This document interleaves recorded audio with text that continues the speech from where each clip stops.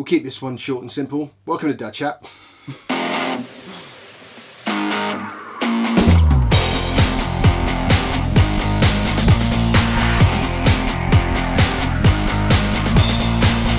Hi guys, it's Ben from the Dad Network TV. I've just come home from work, we're going to do some tea. I picked up the kids from nursery.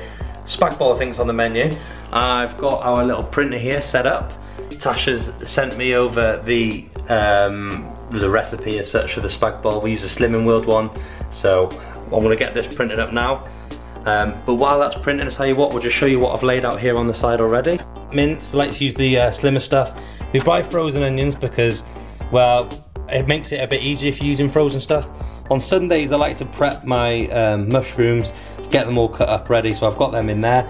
I've got our herbs and spices down here in the back. Chopped tomatoes, garlic thing, and the tomato puree.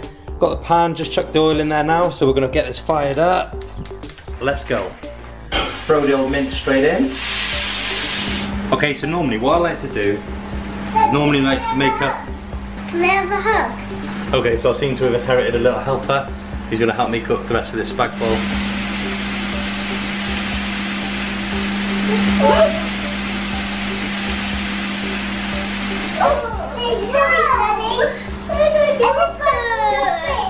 So we've obviously got in the mince, we've got the chopped tomatoes, we've got the onions, we've got the mushrooms, we've got all of the herbs, all of the spices, all the other bits and bobs. Last thing that we're going to add in there is octo cube. Harrison, if you can break that up for me, please. And here? Yeah.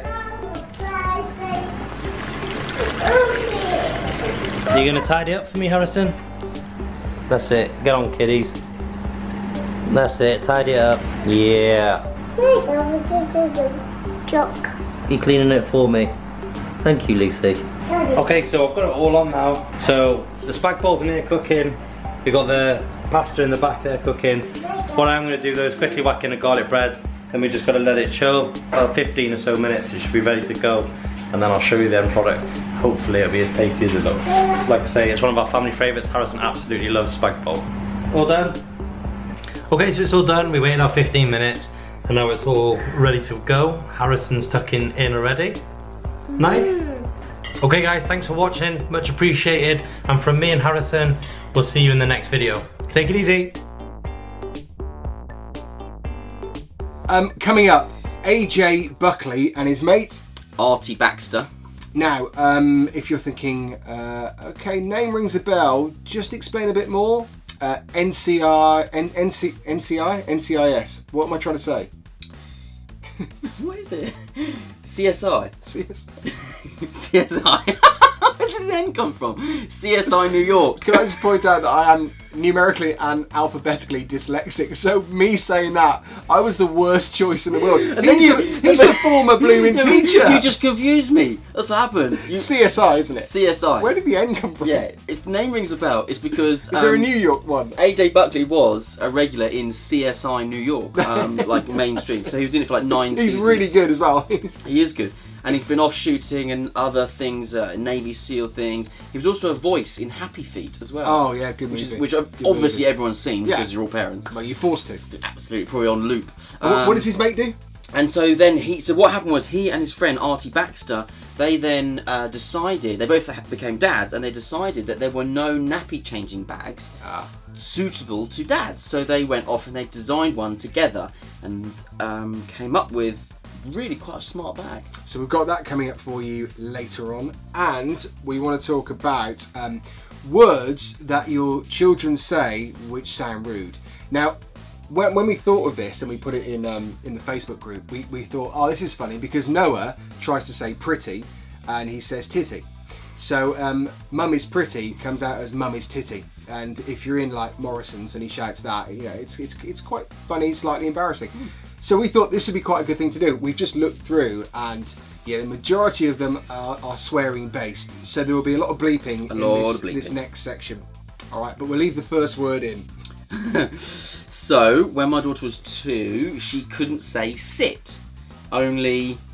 There was an H in there as well, and then you get the rough idea. Yeah. This one's quite good. Andy says, my son can't say rocket. So we get 5, 4, 3, 2, 1. And it starts with an F. Blast off. Take the R away and yeah, got you. Steve says, whenever his daughter Chloe says custard, it sounds a bit like Busted. Yeah, as in like the band. You barstool. There you go. When my 5-year-old was a lot younger, he only said the first half of a word, so it was hysterical when he called my wife a horse. Or a... Yeah. This is why being a parent is ace, but also frustrating. Because if you laugh, they go, oh, mummy and daddy have laughed, I can say it more. This guy says, you should hear my kid ask for a fork. Right, should we do AJ Buckley? Yes, so I travelled all the way to Hollywood, West Hollywood. Tough job. To meet up with AJ Buckley and Artie Baxter to talk about their brand new nappy changing bag that's aimed at men. And about being dads in general. What is the best thing about being dads? Getting to be a kid again, you know, and getting to see the world again through my kids' eyes, you know, Santa, Christmas, how much I grew up loving Christmas. But as you get older, it loses that little thing. The magic. The magic. No, I think one of the best things about being a father is having someone look up to you and admire you. It's a privilege as well, isn't it? Yeah. Absolutely. It's a real honour to be able to raise that child and nurture them. Yeah. And I think that's... I don't think I give that enough respect. Mm-hmm.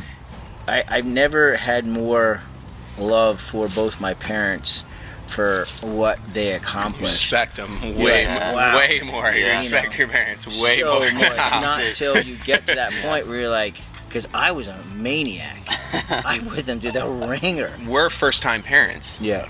It's not. There's books. There's all this stuff, and everyone's got an opinion. They tell you how to do things, but at the end of the day, it's a lot of improv. Yeah. So trying to teach your kids things, it's like, am I even doing the right thing? So I think a part of being such a good parent or having fun in this like journey is that you're learning so much every day too.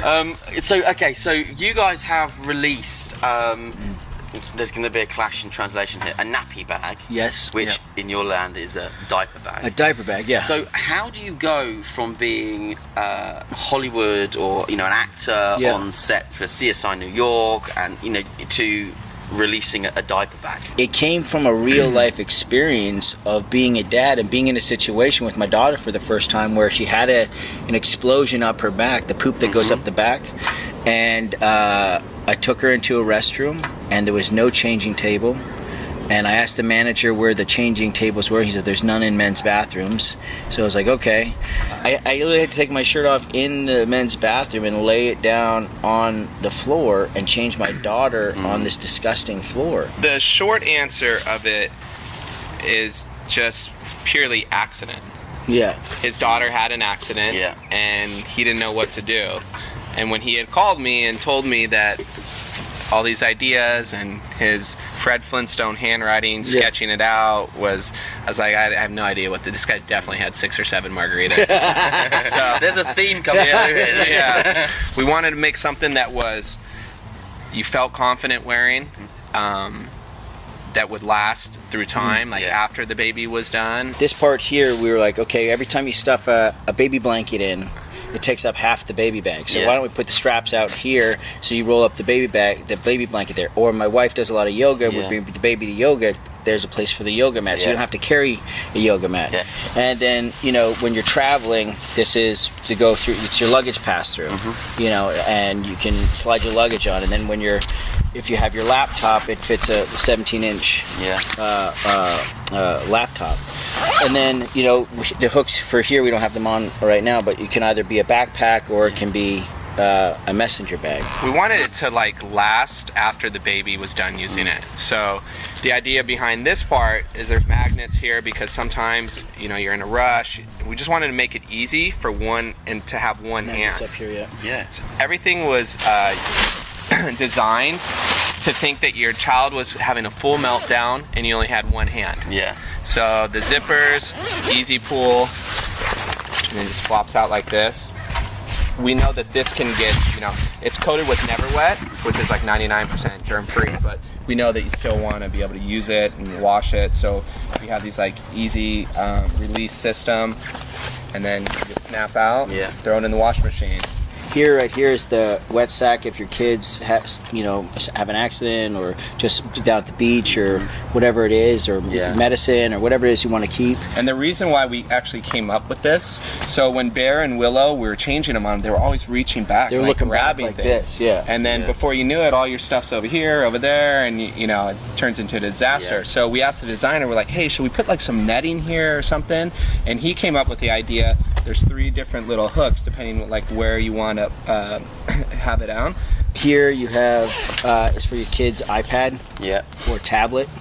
Do you have your iPhone on you there already? Yes. So this actually came up when I was down at the beach one night changing Willow in the dark, and I had my phone in my hand like this. So we're like, well, why don't we build a pocket right here, so when you put your phone in, it'll shine the line, so at least you can see thing. This is for your keys or whatever it is that you're out, and then this pocket, we designed this part here, was every time that I had the diaper bag and I was looking for something, I had to unpack and repack, just when I was looking for something. I said, the most efficient thing for us is, I know where everything is in my toolbox. I look at my toolbox, I said, okay, all these different compartments, but it's head on. So if the diaper bag opens up and I've got the baby here, I see everything that's in the bag. So I don't have to take everything out. It flops open, you see it, you take it, you zip it back up. So it became, the baby stays calm, you stay calm, you're calm, the baby stays calm. And where we want to go with the volume 2, like the things that have happened now, we're like, oh, we want to add this and add these things. It's an ongoing thing, but it's been a real honest exploration for us. We'll try and put a link down below if you want to go and check that out as well. Thanks for watching. Next Friday again then, 10 o'clock if you're up for it.